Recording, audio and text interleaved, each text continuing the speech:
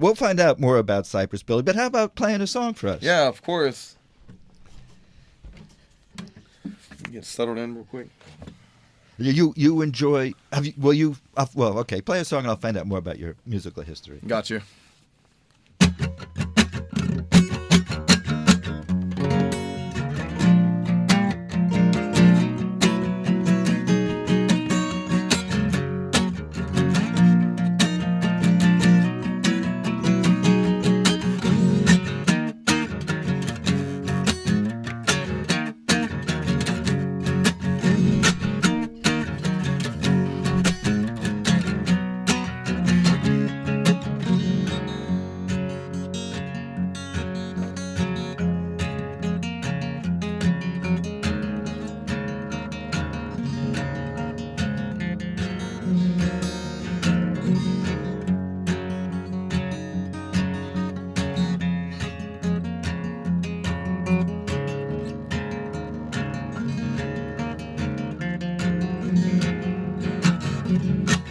Let's stretch, hurry, rush along. We're retreating into the brush with only what we have on. Sky blue to drift into unknown. Our village burns under a heavy dark cloud of smoke. Blue coats stained with our blood of a future with the help when the bud stocks out their guns. There's no time to be sad, of course. It's invitation to a long gun sought out war. Rain or shine, we swear. Our powder's dry, we prepare. Let in our chambers, oh we dare. We're locked in, loaded, ready to unload on you. To unload on you.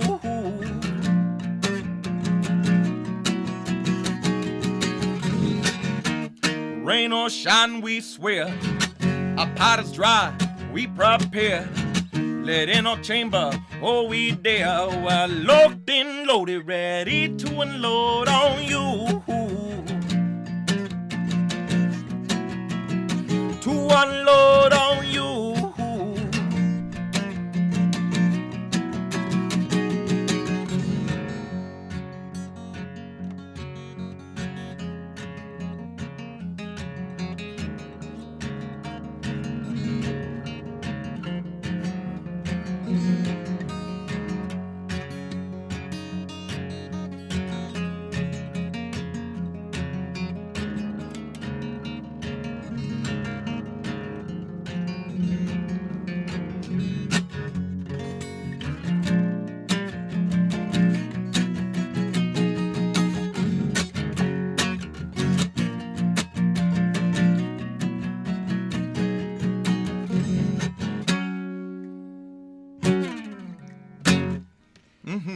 Cypress Billie, live in the WLRN studio. So you're a songwriter as well. Yeah. When did you write that song? Man, probably 2 years ago, 3 years ago. Okay.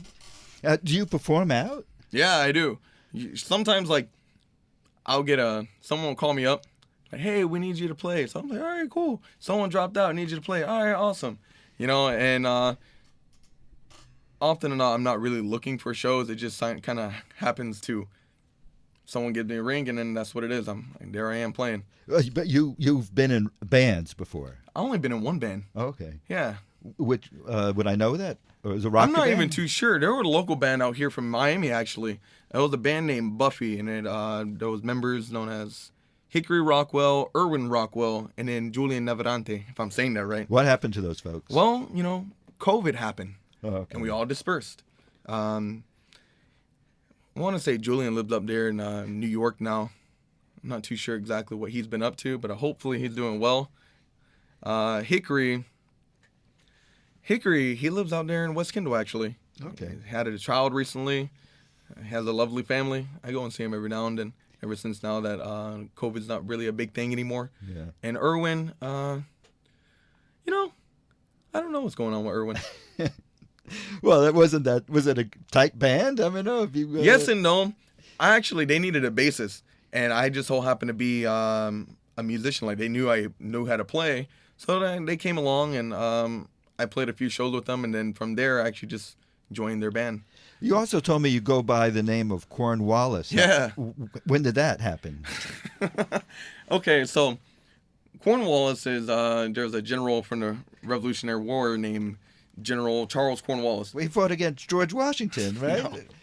Anyways, there was a Mel Gibson movie called The Patriot, and there's General Charles Cornwallis in that movie, and I was sitting there with my buddies Ryan Washington and Wilson Bowers.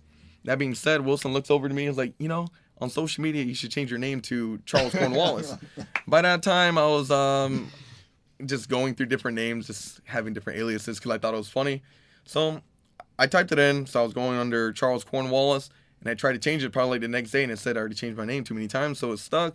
And then now whenever I go out into public, people that just know me from social media, hey, what's going on, Charles? Oh, that's so so it's just like, funny. I might as well just roll with the joke. I thought it was a great name because I'm thinking American Revolution, fighting the British and American, and you being of Native American heritage, it had something to do with those battles that we had against the Indians here, and I thought it was such a great deep name. But now you tell me it was just you like the name of it. No, not at all. Yeah, I just like the name.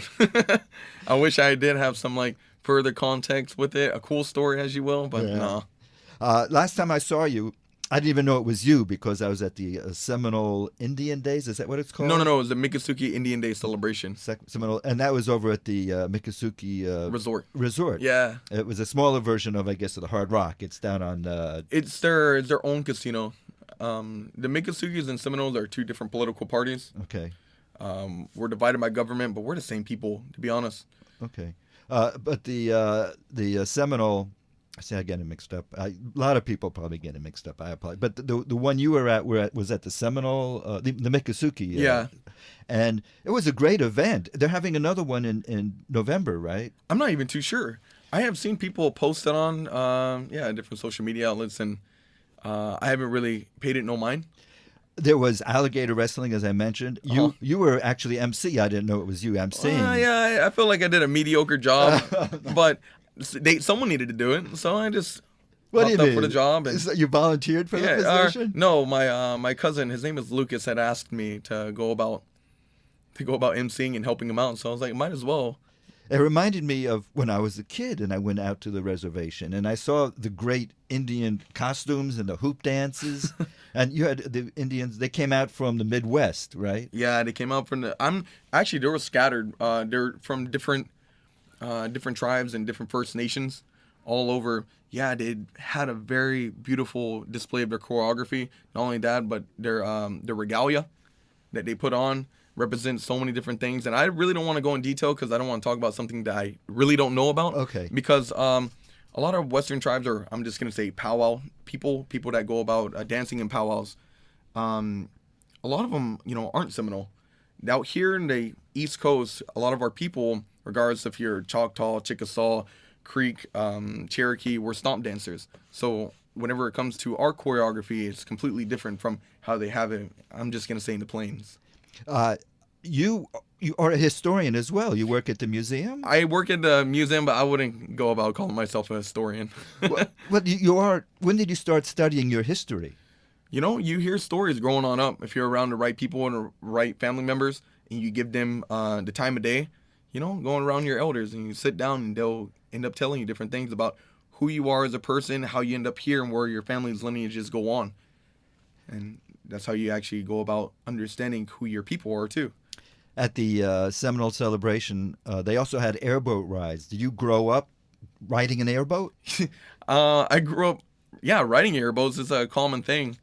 If your family owns one or they know how to go about operating them. But that your family owns one? Yeah, they did. Okay. Well, your father, he was a helicopter. Did your father own a helicopter? Yeah, he did own helicopters. Well, you probably sounds like you had a pretty interesting childhood. I enjoyed it. And so you work at the what's the name of the museum? The name of the museum is called the Acoustic Seminole Museum. Did your father have anything to do with creating that museum? He actually owned that land, like he was residing on that land, where the museum is today. And since he was the chairman at the time, he ended up just giving it to the tribe. And from there, him along with Billy L. Cypress and Sonny Billie, they went about making a museum for our people to tell the story of how our people actually came to existence in the southern part of this peninsula. It's pretty neat. It's been open for the past 26 years. They opened their doors in 1997, August 20 something. But that being said, it's a really neat place. How long has the Seminoles or Miccosukees been in South Florida? Oh man, some people can tell you thousands of years, and recently in American documentation, we became a federally recognized tribe in 1957. The Miccosukees became a tribe a few years after that.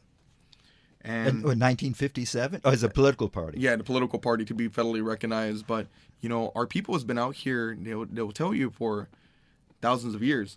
But there's really no actual, like, Europeans, they go about writing everything down, different dates, different scriptures, what you name it.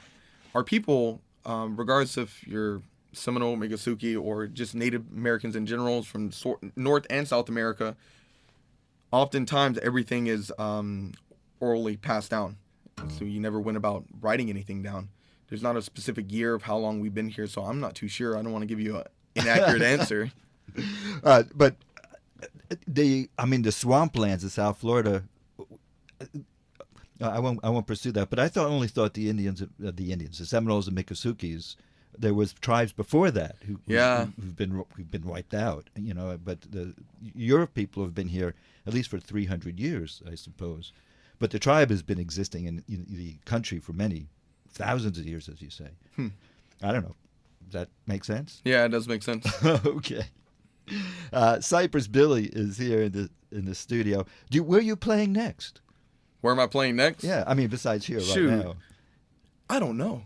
I haven't really even put any. It's not a priority of yours. Oh, actually, I'm playing tomorrow over at on our reservation. We have like a Halloween marketplace right there in the middle of our community. They want me to go about playing, so tomorrow. For the reservation? Yeah, for the reservation. You don't have tourists come out to the reservation? Or tourists? Tourists. Yeah, of course we have tourists that come out to the reservation. So people come to the reservation, they see all the festivities. They're more than inclined to come and join and purchase a few things. They want some food, they can have some food. Most of the tourists, I assume, are from out of the state, or are they local? No, folks? Actually, they come from like Broward County and Collier County. So that's like Naples and Fort Lauderdale. Okay. They just come through Alligator Alley, exit 49, just come on to the reservation. This is the one on Chrome Avenue? No. The one on Chrome Avenue going west from here through Tamiami Trail 41. That's the Miccosukee Reservation. That's the gambling. No. See, I don't know any. I've been living here my life, and I don't know this stuff. Okay, so you're playing tomorrow. I found out about you through Lone Wolf, who you mentioned earlier at Churchill's. So yeah, that was Churchill's used to be a stomping ground of yours. Not really. It was just a venue that I would actually go through and play if we had a show down here. Before I was living in Orlando, and that's how I actually joined the band. Whenever Hickory was going to school at MMI, it was a motorcycle mechanic school. Uh-huh. And he was up there. Julian was going to, I forgot what school he was going to become a welder. From there, they still wanted to bring their band along with them. And we played shows around Mills Avenue, places like Uncle Lou's. I'm forgetting the other venue, and Park Avenue as well. I don't want to insult you with this question, but when you say Orlando, I think of Disney. You've never exploited your heritage to play at Disney. No. Well, Disney is more so like the Kissimmee area, to be honest. But Orlando, whenever you get into like the Colonial Drive, Mills 50 area, and it's like just north of downtown, it's where you'll see a lot more so of Orlando locals around in Winter Park area. And as you continue further west or further east, you get into the UCF area.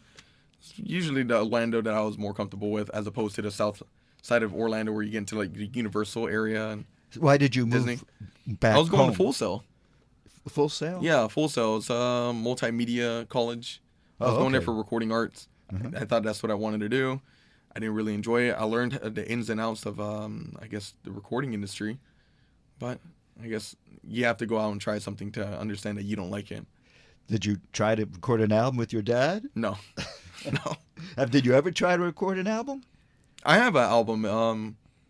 I put it on Bandcamp. It's kind of like a makeshift album, though. You know, and I never really went into a high-end studio to go about recording myself. But that being said, a lot of people, they had reached out to me telling me that they want to hear my music on the road or, you know, other than just seeing me live. They told me to publish a CD. I haven't made a CD. It's only a digital publication. Uh-huh. But it's not on like iTunes or Spotify or any of that. It's just a Bandcamp. So after you graduated college and you moved back to South Florida? Or you didn't graduate? I didn't graduate. Actually, I'm one class away No. from graduating. I had to pay a hefty fine, and then I can go about retaking a class, and then one class away from getting a bachelor's degree. Is that something you plan to do? I probably am, but I just been procrastinating around for a long time. Okay. Cypress Billie is here in the studio. How about another song? Okay.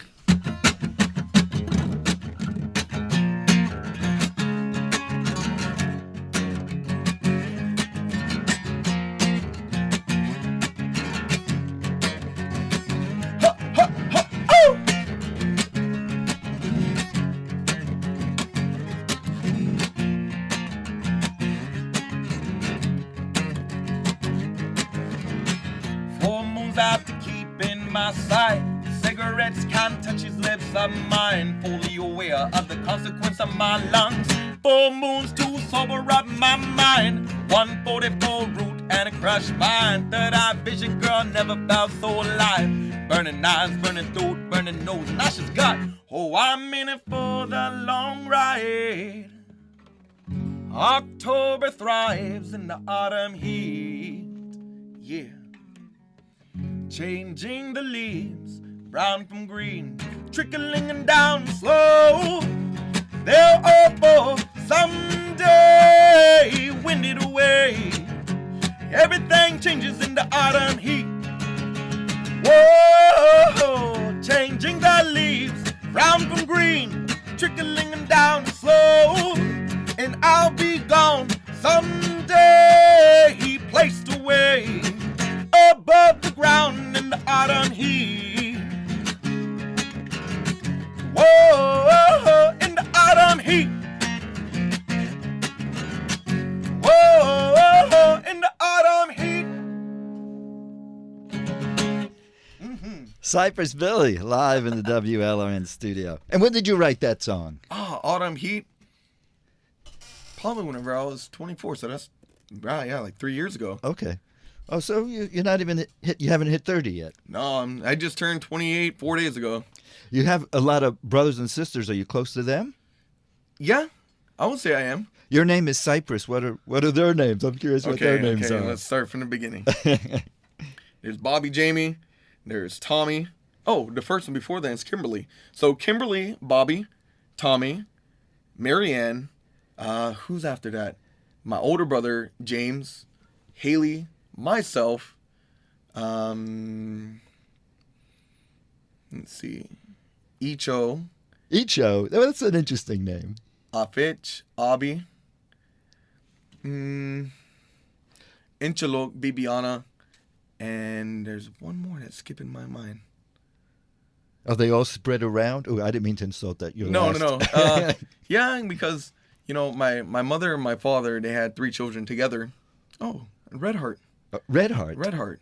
Redheart's my younger brother under me. It seems like they named you Cypress, and after that, all the names got interesting after you were born. Well, I'm named after the area I come from, Big Cypress. Mm-hmm. So they just call me Cypress. Is that your birth name? Yeah, it's my name on paper. Yeah. And all the brothers that came after you, they have interesting names. Icho, you said? Icho. Indian names? Are those? Yeah, Icho, it translates to deer and creek. Mm-hmm. But I think his name is Santiago or Eleno. But everybody just calls him Icho. Okay. Well, that's fairly interesting. Cypress. So when you growing up, Cypress was what everybody called you? No, whenever I was growing up, a lot of people called me Kawako. And what does that mean? Kawako is short for, it's like cat. Okay. And that's short for Kawako Chihake. But they just got the first part, just ended up calling me Kawako. Well, who calls you Kawako now? Not too many people, because I've gotten a little bit older, and that was the name that I had gotten whenever I was a kid. Now people just refer to me as Cypress. Okay. Cypress Billie is here in the studio, and your first band, Buffy, you mentioned, and Cornwallis, and growing up. And did I forget anything? Was there anything you would like to talk about, or do you like being down here in South Florida? Have you traveled a lot? Well, not I love Miami. It has its pros and cons. One of the cons is probably the traffic. Yeah. You know, no one really likes the traffic in there, but I'm pretty sure not a single inhabitant here in Dade is going to be like, oh, yeah, I love Miami. Let's go hop on the freeway. And that's something you'll never hear. Yeah. More than anything, Miami is a nice metropolitan city and it's so diverse amongst many communities. And there's always something to learn, even if it's you didn't go out with the open mind. You know, you're going to learn something. Do you still live on the reservation? Yeah, I live on the reservation today. Why? Why? Yeah. You know, I don't really have a good answer of why. My family's there. Okay. My family lives on the reservation, so there's a lot of. It's a land put aside to us through different agreements with the U.S. government. That being said, as we started to become more financially inclined, we started to build a foundation and build an actual community out there, a very nice infrastructure. That being said, there's a lot of different amenities that we can go about using that's there that I'm not really going to find anywhere else. Not only that, but you're just closer to your own people. Mm-hmm. You live, I assume you live in a residential area, not where the tourists are. Yeah, I live in a residential area. Okay. Well, that's very interesting, Cypress. Yeah. It was great meeting you, and you said you do your music as a hobby. Does that consume a lot of your time? Not really. You know, I have two boys. There's Ogate and there's Atatagoche. Those are your boys' names? Yeah. The two little ones, they're going about, they have the luxuries of the modern world. And they have different video games that they can go about playing. So whenever I'm watching them and they're in the living room going about their shenanigans or they're going outside, I just pick up my guitar and go about playing, watching them, and that's just something I do. It just so happened to be that people end up liking my songs, and it was like, hey, you should play here. All right, maybe I should. So I'll go about playing, but I never really tried to make a career out of it. But people do often like me being around, hanging out with them, chilling with them, and or just playing a tune every now and then. Your boys' names, are those common names? No, I don't think so. I mean, did you just made them up, or? No, Ugate, it translates to like leader, for the first one. Uh-huh.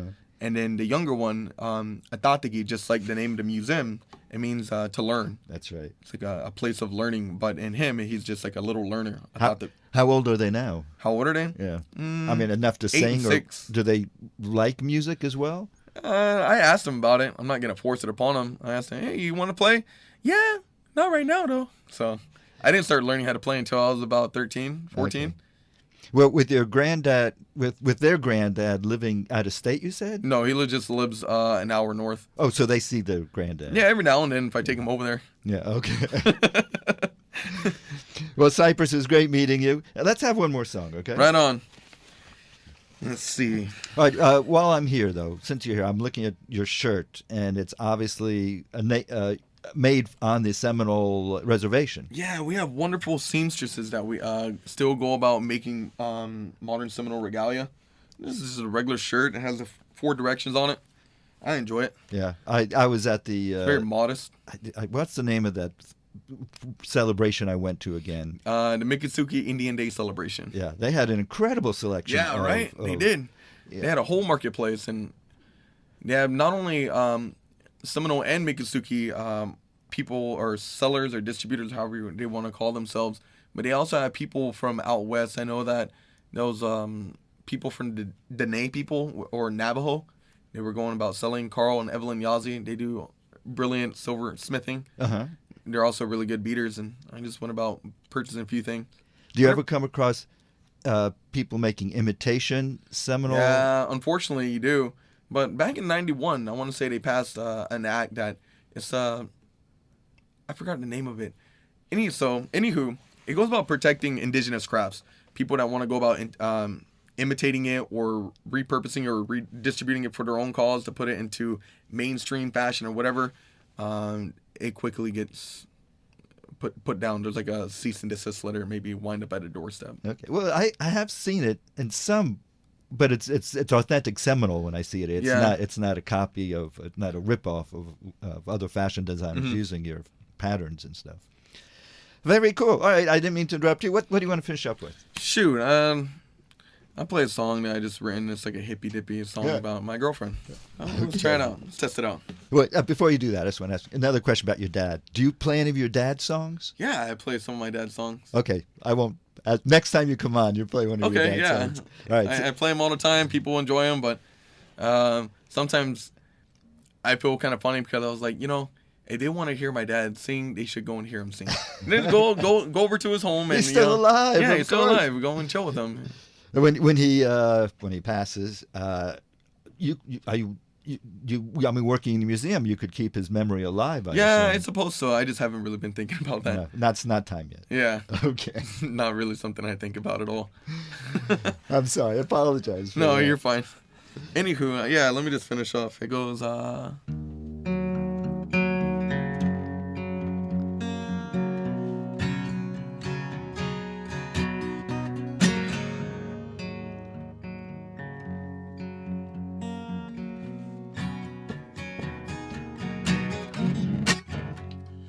mountain to see, melodies to hear, aromas offered from the fragrance. Hot but cold, subtle to the touch. Baby, what's your appetite craving? We're on our way to rise all temperatures. We'll understay. Oh, welcome and not give a damn.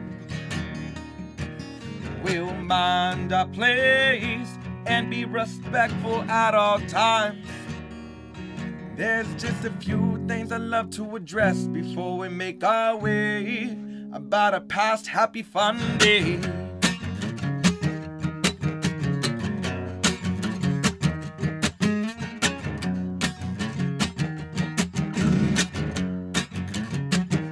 Michael Stock.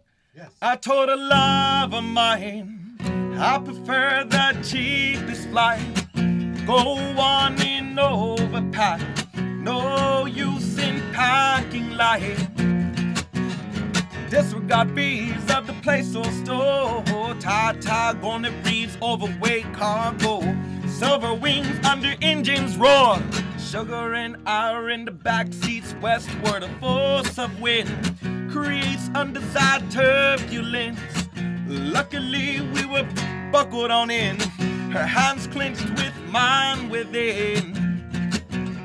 Look at the bright side of all the things. None of that pessimistic negative would agree.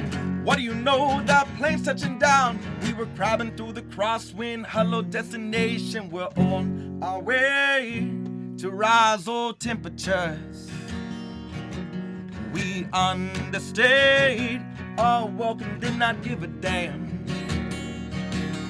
We minded our place. Was respectful at all times. Those were just a few things I had to say before we made our way on a past happy fun day.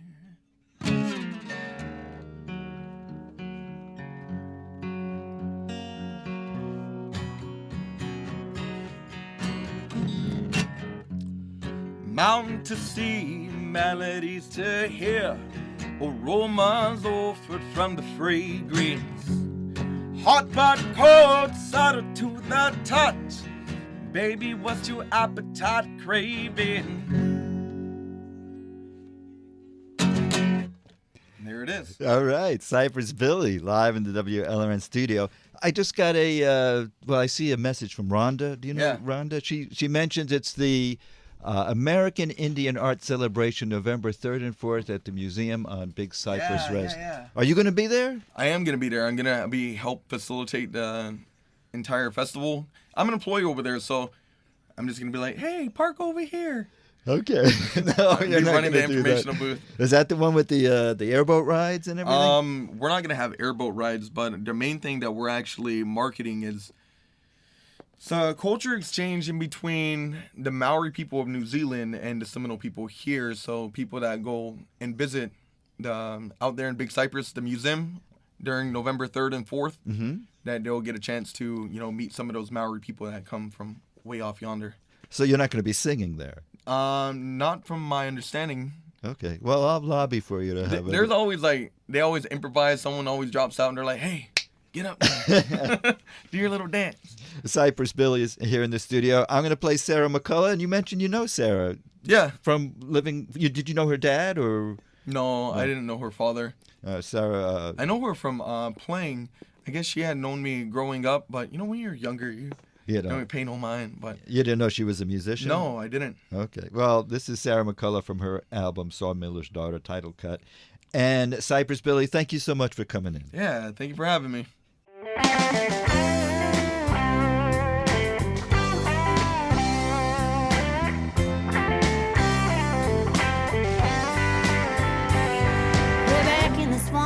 Crickets chomp and the deer and the catfish play. Lived a sawmill man on a piece of land, raising his family. As a little girl, he was my whole world. My daddy worked hard every day. Chase the hogs, mill the logs, make that saw blade.